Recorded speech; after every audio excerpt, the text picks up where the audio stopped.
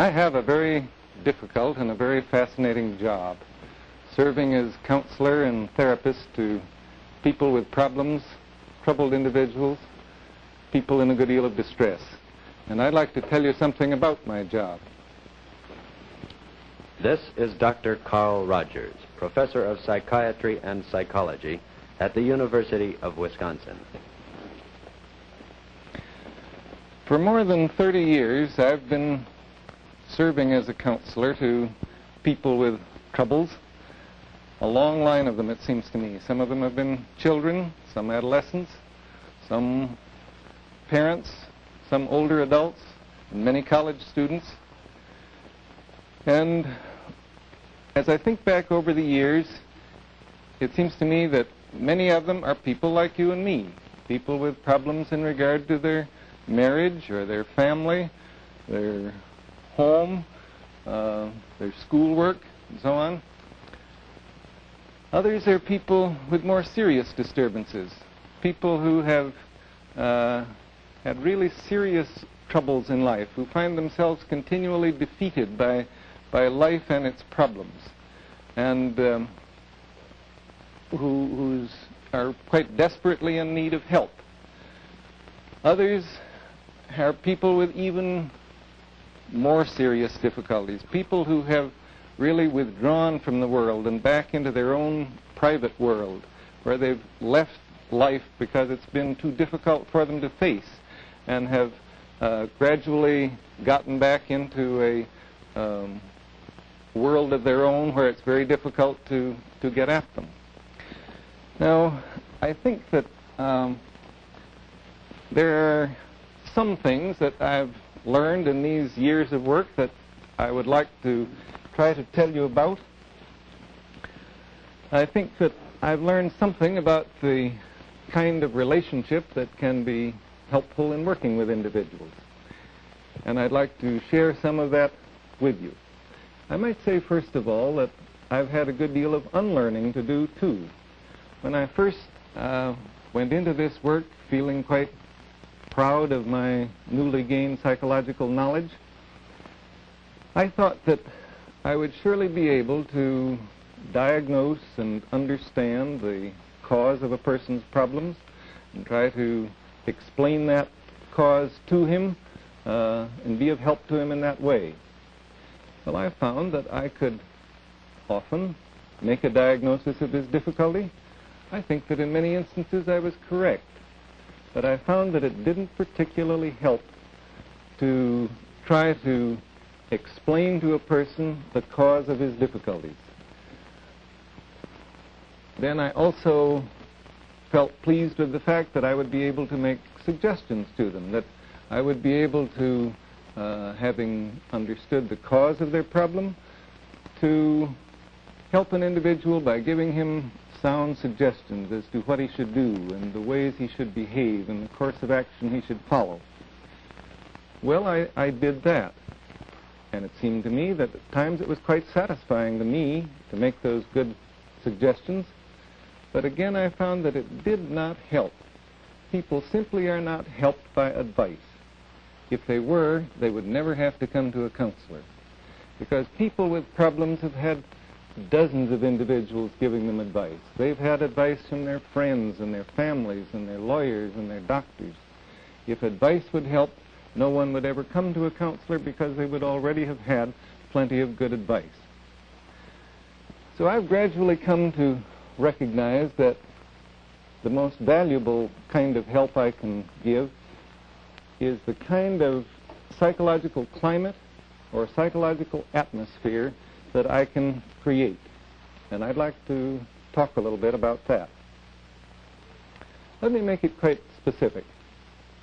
Suppose that a person is coming to see me. This individual has made an appointment, has called and said that he has a problem he wants to talk to me about. He's coming for the first time. I used to feel that I would want a great deal of information about this person before I began to work with him. I thought I'd want a social case history. I'd like to know what his personal experience and his school experience and so on might be. I'd want the results of tests that might give me a picture of his personality characteristics. I thought I needed all that information in order to start work with him. As time has gone on, I feel less and less need of that kind of information. It's really not too important to me what brought him to his present state, because the only thing that really matters is the kind of relationship that we can form right now. And as I think about that and think about a person coming in for the first time, I think maybe I'll digress a moment, just a little bit facetiously perhaps, and try and explain to you the instruments that are a part of my trade, if you want to call it that. They're all here, and I'll point them out to you. First of all, there's a chair. I do need a chair for my client. It has to be firm and strong and comfortable. If it fulfills those requirements, I think it's adequate. Then, second, I use this tape recorder. Frequently, I want to make a recording of the interviews that I am holding, because it helps me to go back afterward and listen to the interview and perhaps catch some of the feelings that I wasn't quite aware of at the time. It also helps me to see where I've made mistakes, or perhaps I haven't understood adequately. It helps me to hear inflections and tones of voice that at the time I might not have caught because they were too subtle. So a recorder is a helpful instrument in my work. And then you may get a chuckle out of this, but the third instrument is a box of Kleenex. Because as men and women get deeply into their problems, and as they get below the surface and begin to deal with the things that really trouble them inside, it's the rare person who doesn't shed at least a few tears at some time or other. Well, those are three of the instruments. The fourth instrument is me. I have to face the fact that I'm the instrument which is most important in my work. So, what about me? The chair doesn't very often fail. I've never had one collapse. The box of Kleenex, that always stands up, providing I have enough. The recorder usually functions adequately, though I've had it go wrong. But I'm the one that I'd better think most about. It's my attitudes which are most important. And the real question in my mind when a person comes into my office is, will I be able to create this climate which can be of help to him? I never can be sure, but I can at least share with you some of the things that I feel go to make up that psychological climate of helpfulness, the kind of relationship that seems to be effective in working with people. I think the very first element in that is that I find that when I'm of the most help, those are the times when I am genuine, when I'm real. One word that I like to describe it is when I'm transparent, when it seems as though there is nothing hidden from this person that I'm working with. Now, what I mean by that is that whatever I'm experiencing is really known to me. It's open to me. I know what I'm feeling. And I would like for any feelings of mine that are really relevant to this relationship to be transparent in the relationship and to be known to the person I'm working with. What are some of the feelings that I'm likely to have? Well, as I work with individuals, gradually I come to care. I really come to care in regard to this person, and I'd like for that to show. Another feeling that certainly is very often real in me is one of compassion, because sometimes individuals have had lives of terrible loneliness and real torment, and I do feel compassion toward them. And I'd like that to show. And then one thing that is almost certain to be present in me is interest. People are fascinating, and I am interested in them as individuals. and I'd like that to show. And then I feel a desire to really understand them in a way that seems to catch their point of view, and I'd like that to show. But then, suppose I have other feelings. Suppose I feel somewhat bored with this individual. Well, I'm not proud of it, but I'd like that to show too. Or suppose I feel resentment. I don't very often resent my clients, but if I do, or when I do, I would want that to be evident to the person too. The point is that I don't believe a therapist can be helpful to another person unless he can really be himself. And being himself means letting any of his real feelings be present in the relationship. Now, it doesn't mean that I'm going to talk a lot about these feelings that I've mentioned. As a matter of fact, I'm pretty quiet in an interview. I don't really say a great deal. But I would like it for my feelings to really be visible and evident to this other individual. I want to be real and open within myself so that I communicate just one message. Now, that may sound a little strange, but often we communicate more than one message, and that's very confusing. Suppose I resent the fact that a client of mine is taking too much time, but I cover it up. Well, then he hears one message, but he's actually receiving another message too, because he may sense my resentment. I think we sense lots of things that we don't really understand easily. Or suppose I really care about this person, but I cover that up by trying to take a strictly professional, cool attitude, and I don't let it show. Well, then, too, the client is getting two messages. On the one hand, there's this coolness. On the other hand, perhaps he does sense a warmth in me. I would like it to be just one message. It may seem a little odd to you that I give so much stress to the therapist being real, even when his feelings are not those that he would be very proud of. I think perhaps I can illustrate the reason for that by telling you a story. There was a counselor in our staff who one day received a message that one of his children had been hurt. And naturally, he was greatly upset, and his first thought was that he would cancel the rest of his appointments for that day and go home and find out how serious the trouble was.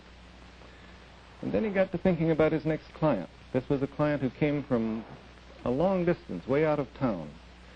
And the counselor thought, I can't do that to him. He's come a long ways. I'll see this one person and then I'll go home. And so he had the client come in. He tried to listen to him. He tried to be sympathetic and understanding.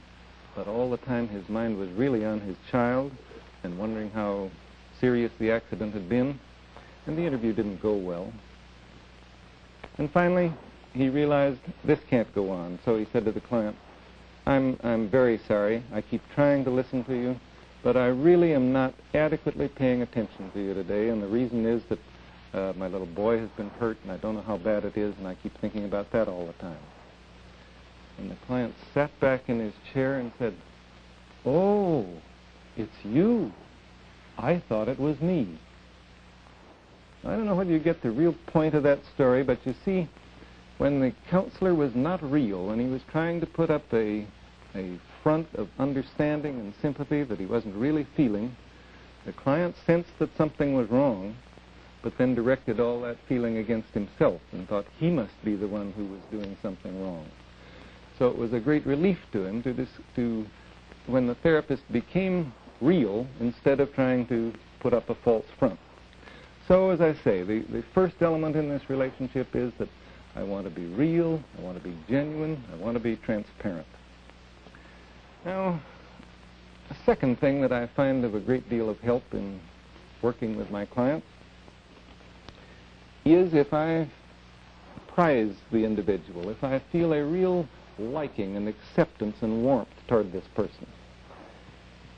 Here's a wife, let's say, who's full of bitterness toward her husband, making all kinds of complaints, some of them pretty extreme complaints.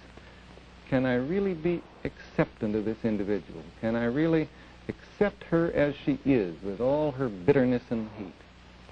Or here's a man who's obviously bright, and yet who sits there telling me that how completely inadequate he is, that he really can't do a thing, that he is utterly impotent to meet life on any reasonable terms.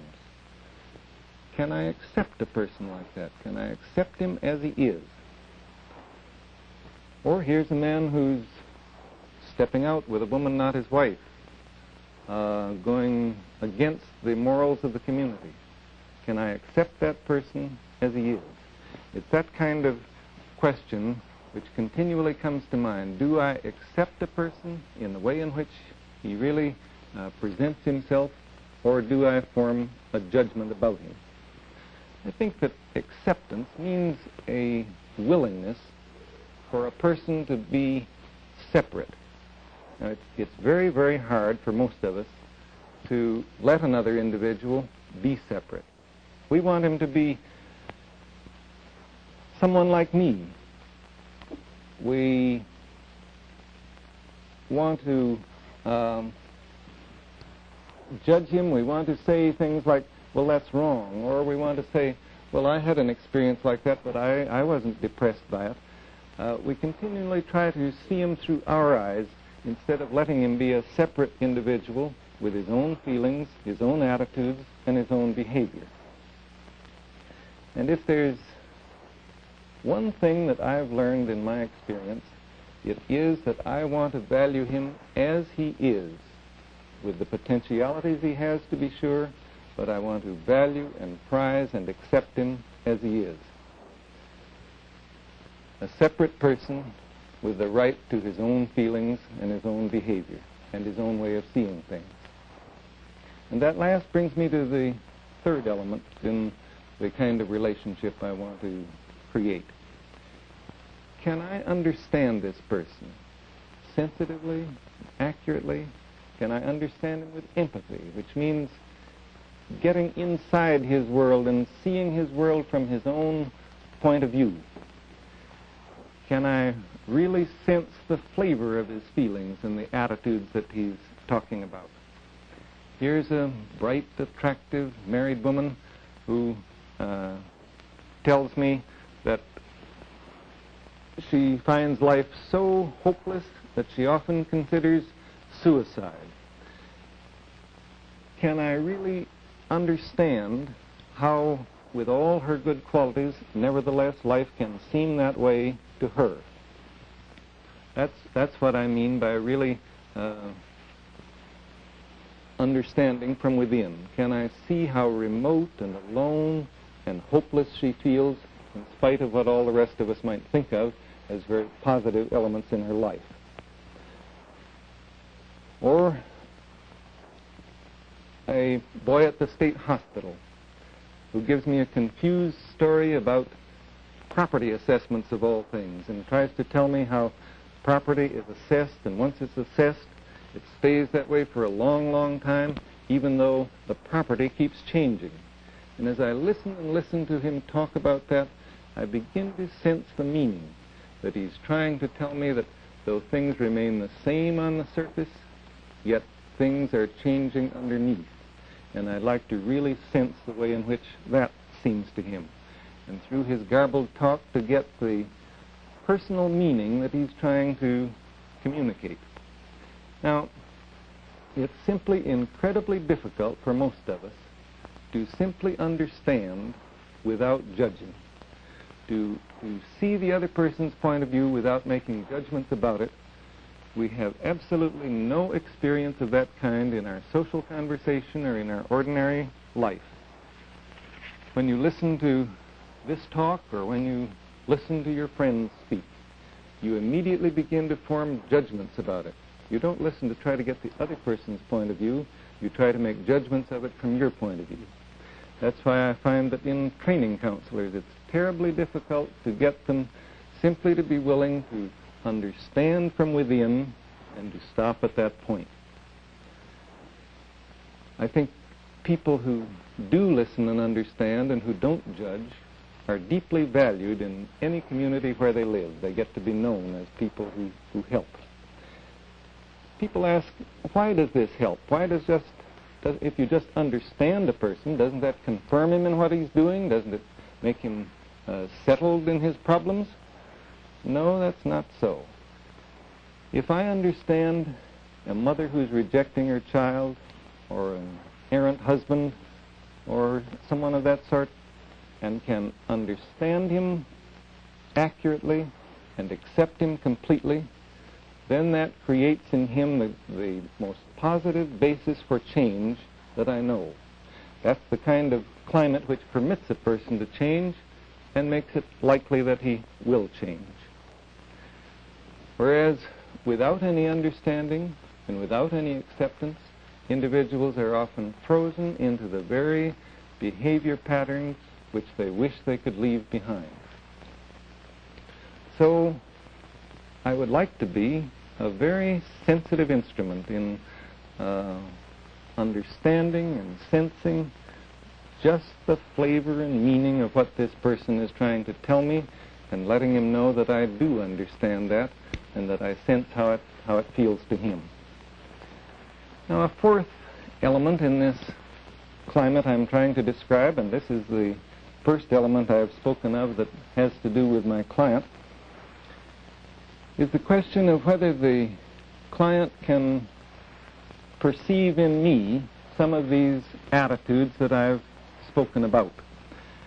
He doesn't have to perceive them all the time, but it is the question of whether he can at times perceive me as acceptant and understanding and real.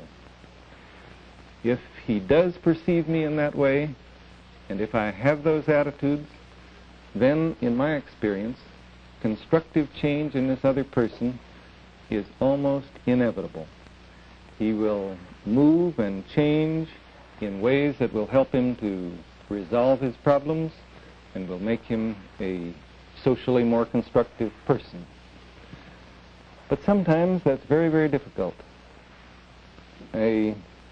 One girl that I'm working with feels that what I'm really trying to do is to find out how stupid she is.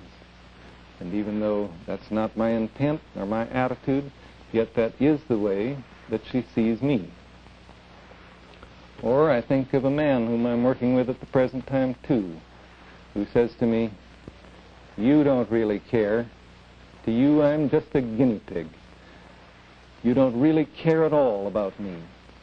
Well, he's sure that I have no concern about how tormented he is.